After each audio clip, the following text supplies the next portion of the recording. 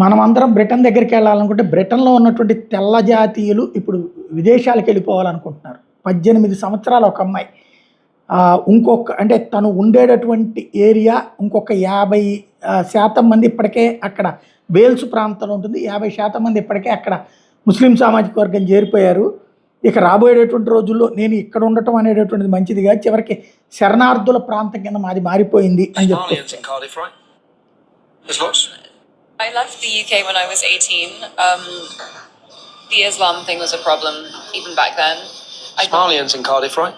There's lots. There's a mix, but there were several groups that took over certain areas of Wales, and we were told as, young white girls, you shouldn't go to these areas because you'll be unsafe. And I was like, why? And they were like, well, they're asylum seekers, they come from a different background. And I was like, okay, so they're allowed to attack us. We're not allowed to go through our own towns. శరణార్థులుగా వచ్చిన వాళ్ళు తమను వేధిస్తుంటే అక్కడ police వైపు నుంచి తమకు support లేకపోతే తను Britain నుంచి వదిలేసి వేరే దేశానికి వెళ్ళింది.